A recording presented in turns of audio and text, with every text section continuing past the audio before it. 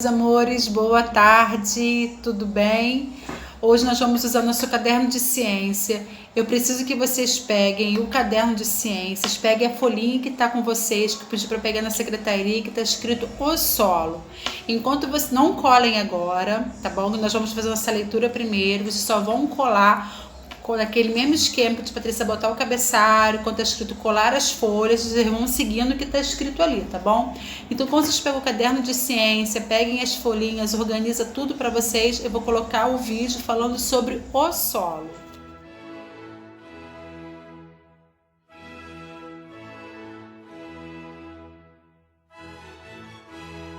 Hoje vamos estudar o solo. O solo é um corpo de material que recobre a superfície terrestre imersa entre a litosfera e a atmosfera. Para um agrônomo, solo é a camada na qual pode se desenvolver a vida vegetal. Para o engenheiro civil, sob o ponto de vista de mecânica dos solos, solo é o corpo passível para ser escavado, sendo utilizado dessa forma como suporte para construções ou material de construção. Solo é a camada mais superficial da crosta. É composto por sais minerais, seres vivos e rochas em decomposição. Existem muitas variações de terreno a terreno dos elementos de um solo, mas basicamente figuram-se em 4 camadas principais. A primeira camada é rica em humus, detritos de origem orgânica. Essa camada é chamada de camada fértil.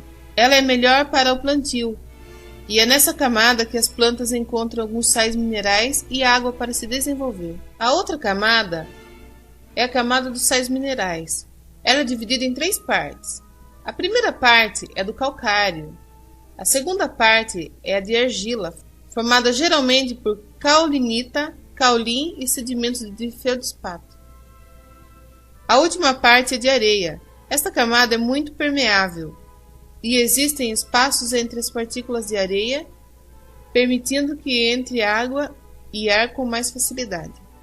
A terceira camada é das rochas parcialmente decompostas. Depois de se decomporem totalmente, pela ação da erosão e agentes geológicos, essas rochas podem virar sedimentos. A quarta camada são as de rochas que estão inicialmente começando a se decompor. Essas rochas podem ser chamadas de rocha matriz. Tem diversos tipos de solo. Solos arenosos são aqueles que têm grande parte de suas partículas classificadas na fração areia, formado principalmente por cristais de quartzo e minerais primários.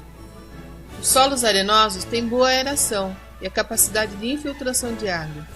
Certas plantas e micro-organismos podem viver com mais dificuldade devido à pouca capacidade de retenção de água.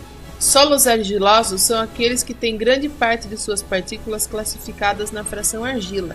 Não são tão arejados, mas armazenam mais água quando bem estruturados. O lato-solo é granular e coloração avermelhada a vermelho escuro. São solos sazonais típicos da região de clima tropical úmido e semiúmido, como o Brasil e a África Central. Sua coloração pode ser avermelhada, alaranjada ou amarelada. São profundos, bastante porosos e bem interperizados. Os solos lixiviados são aqueles que a grande quantidade de chuva carrega seus nutrientes, tornando o solo pobre de potássio e nitrogênio. Solos áridos são aqueles que, pela ausência da chuva, não desenvolvem seu solo. Solos de montanhas são aqueles que o solo é jovem. Solos orgânicos são compostos de materiais orgânicos, como restos de organismos mortos em decomposição, além de areia e da argila. Este solo é o que mais favorece o desenvolvimento da vida das plantas. Porém, solos orgânicos tropicais, como o do Brasil, por exemplo, possuem baixa fertilidade. Humus é o resíduo ou composto solúvel originado pela biodegradação da matéria orgânica, que torna disponível para as plantas nutrientes minerais e gasosos como o nitrogênio. Vocês viram um vídeo, sabe mais ou menos do que nós vamos falar hoje em ciências. Vamos fazer a nossa leitura do nosso texto. O solo. O solo é um dos elementos mais importantes da natureza. Ele oferece sustentação para as plantas. A parte externa do solo é conhecida por litosfera.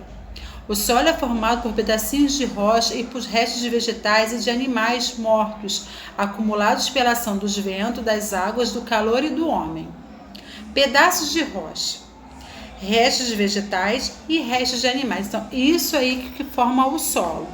O solo que retiramos grande parte dos nossos alimentos, por isso devemos cuidar bem dele.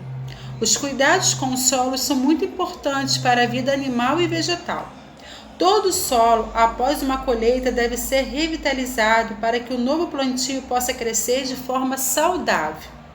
Essa é a razão pela qual podemos verificar no campo os tratores ou arados revolvendo a terra e adubando de acordo com a plantação. Os fatores climáticos sob certas condições agridem a terra, ajudando no processo conhecido como erosão.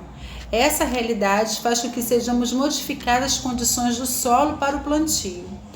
Outras ações que danificam o solo e diminuem a possibilidade do seu uso para o plantio são as queimadas e o desmatamento, que nós já estudamos lá no livro de ciências.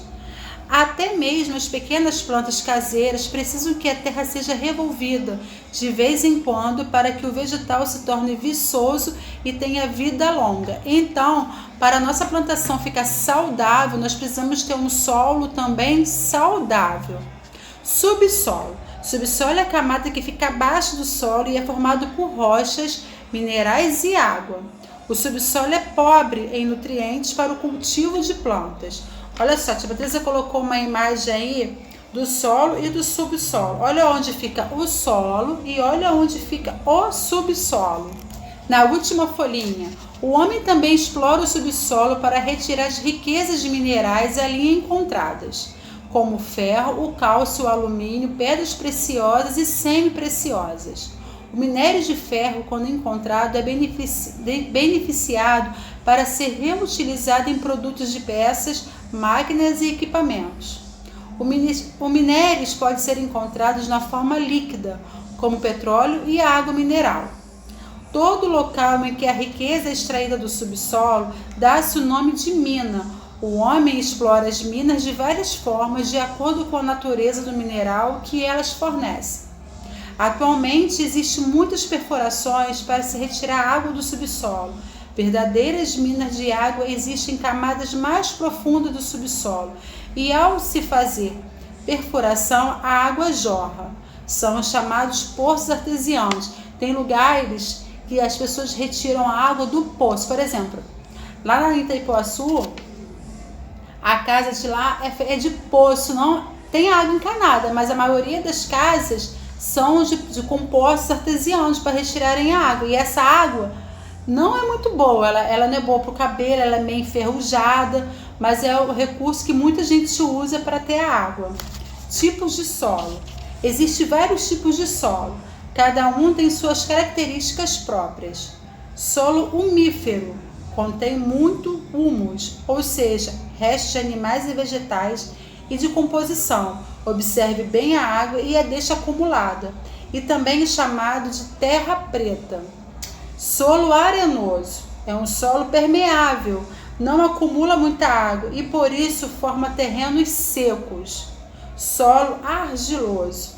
Esse tipo de solo forma terrenos úmidos por reter muita água. Quando fica seco pode rachar e quando chove muito fica encharcado. Agora vocês vão abrir o caderno, vão começar a fazer o cabeçalho, que a tia Patrícia vai colocar aí a copa para vocês fazerem, tá bom?